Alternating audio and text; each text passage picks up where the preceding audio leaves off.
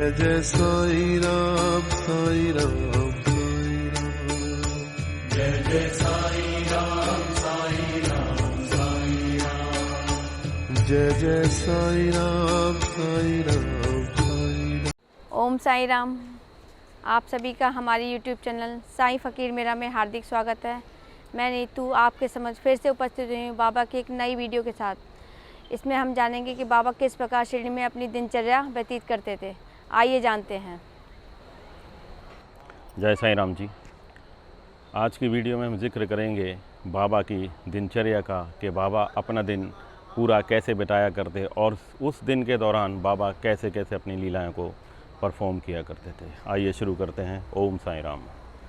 बाबा सुबह ब्रह्म मुहूर्त में शीघ्र उठ जाया करते और द्वारका माई में धूनी की ओर मुख करके बैठ जाया करते और आसमान की तरफ देखकर बाबा बोलते, अल्लाह मालिक है, ईश्वर तू ही सबका मालिक है। तभी वहाँ माधवराव फासले और अब्दुल बाबा आ जाया करते जो मस्जिद की साफ़ सफाई किया करते और दियों के अंदर रोशनी के लिए तेल डाला करते।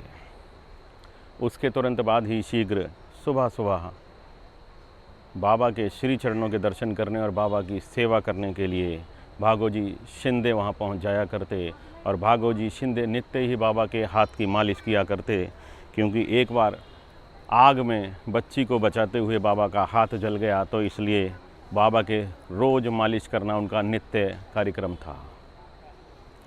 उस दौरान भागोजी जब मालिश कर रहे होते तो बाबा चिलम तैयार करते और 4-5 कछ लगा करके भागोजी शिंदे को पीने के लिए देते। भागोजी शिंदे इतने भाग्यशाली थे कि उस चिलम का स्पर्श जो बड़े बड़े योगी तपस्वी मुनि नहीं कर पाए, उस चिलम का स्पर्श भागोजी शिंदे ने किया।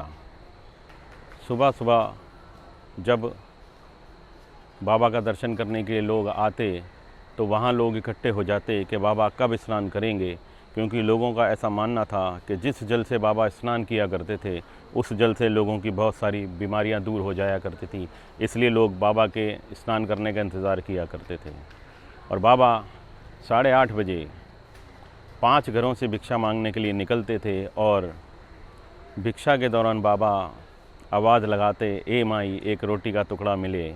और बाबा जो भी 5 घरों से भिक्षा मिलती वो अपनी झोली और टमरेल में रख कर ले आया करते और सबसे पहले जीव जंतुओं को खिलाते, फिर जो बच जाता गरीब लोगों के साथ खुद बैठ के खाया करते। लगभग 9:30 बजे के करीब बाबा वायु सेवन के लिए मॉर्निंग वॉक के लिए लेंडी बाग जाया करते और बाबा के साथ बाबा के कुछ भक्त जैसे नाना साहब निमोड़कर, बापू साहब बूटी और पीछे पीछे भागोजी शिंदे उनके साथ चलते और कुछ अन्य भक्त भी बाबा के साथ जाते। और बाबा कुछ समय व्यतीत करने के बाद वापस द्वारका माई आ जाते और रोज़ की तरह वहाँ आटा पीसा करते। तो बहुत सारे भक्त बाबा से पूछा करते थे कि बाबा आप हर रोज़ आटा क्यों पीसा करते हो। तब बाबा ने बताया कि ये आटा नहीं, मैं इस आटे के रूप में और गेहूं के रूप में जो भी ये पिस रहा है अपने भक्तों की मानसिक शारीरिक बीमारियों को दूर करता हूं और उनकी शारीरिक यातनाओं को सबको दूर करता हूं, इसलिए आटा पीसता हूं। ऐसा ही बाबा ने सन 1910 में किया था जब शिरडी में हैजे की महामारी फैली। उस समय जब अंग्रेज़ी सरकार भी सारे प्रयास करने के बाद इलाज नहीं कर पा रही थी लोगों का, बाबा ने सबके घरों से आटा मंगवाया, गेहूं मंगवाए, उसका आटा पीसा और शिरडी की सारी सीमा में फैलाया ताकि सभी लोग स्वस्थ हो सकें। और बाबा का ऐसे करने से सभी लोग स्वस्थ हो गए।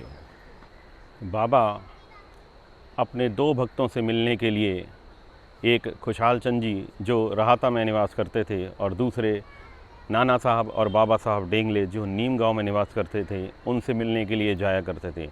दोनों भक्त इतने महाभाग्यशाली थे कि समस्त शिरडी और दूर दूर से लोग बाबा का दर्शन करने आया करते थे, लेकिन ये 2 लोग इतने भाग्यशाली थे कि बाबा स्वयं इनके घर जाते और ये बाबा को राजसी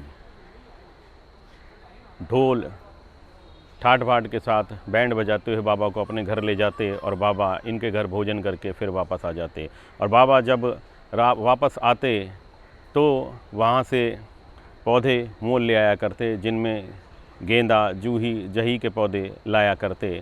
वामन तात्या नाम के एक बाबा के भक्त उन्हें 2 घड़े दिया करते कच्चे, और बाबा रोज़ उन घड़ों से लेंडी बाग की क्यारी को सींचा करते और बाबा के 3 से 4 साल की मेहनत में एक बंजर भूमि जिसको लेंडी बाग था, जिसका नाम लेंडी बाग था, वो बाबा की मेहनत से सुंदर बगीचा तैयार हो गया और जिसको बाबा ने लेंडी बाग का नाम दिया। बाबा 10:30 से 2 बजे के बीच फिर द्वारका माई में अपने भक्तों से घिरे रहते और लगभग 11:30 बजे आरती होती और आरती के बाद जो कुछ भी बाबा को प्रसाद मिलता, जो कुछ भी वस्तुएं भेंट करते लोग, बाबा उन सब मिठाइयों प्रसादों का सबका काला बनाते और काला बनाकर सब भक्तों में वितरित कर दिया करते। बाबा हर गुरुवार की गुरुवार स्वयं बाज़ार जाते और अपने पैसों से सारी सामग्री लाते और भक्तों के लिए बाबा कभी पुलाव बनाते, कभी भोजन बनाते। और एक बार बाबा ने पुलाव बनाते बनाते अपना हाथ भट्टी में डाल दिया और बाबा को शिकन तक नहीं आई। ये चमत्कार देख कर के लोग बड़े हैरान थे कि उबलती हुई भट्टी में बाबा ने हाथ डाला और बाबा के हाथ को कुछ नहीं हुआ। जब भक्त बाबा से विदा लेकर के जाते तो बाबा को वो दक्षिणा दे के जाया करते। बाबा उस दक्षिणा का इस्तेमाल केवल और केवल धूनी में प्रयोग होने वाली लकड़ियों के लिए करते और अपनी चुलम से सुलगाने के लिए लेते और बाकी जितनी भी दक्षिणा आती बाबा सब अपनी भक्तों में वितरित करके फ़कीर हो जाया करते। उस समय बाबा के पास रोज़ 5 से 7 हज़ार रुपये आया करते, जो आज लाखों लाखों रुपए के बराबर है हर रोज़ की कमाई। लेकिन बाबा फ़कीरी में मस्त रहते, बाबा को पैसे से कोई लगाव नहीं था और सारी दक्षिणा भक्तों में बांट करके बाबा फिर से फ़कीर हो जाया करते। भक्तों के जाने के बाद बाबा दोपहर का 2 बजे से 5 बजे का समय अकेले बिताया करते। उस समय द्वारका माई में किसी को भी जाना अलाउड नहीं था। बाबा उस समय ध्यान करते और समाधि लगाते और बहुत सारे लोगों ने देखा कि जब बाबा ध्यान और समाधि में बैठे हैं ऐसा लगता था कि मानो द्वारका माई में सूर्य स्वयं उतर आए हों और बाबा के चेहरे का तेज और आभा इतनी तेज़ हो जाती थी। फिर 5 से 7 बजे के बीच बाबा फिर से शाम को वायु सेवन के लिए लेंडी बाग जाया करते थे और वापसी आते हुए बाबा द्वारका माई की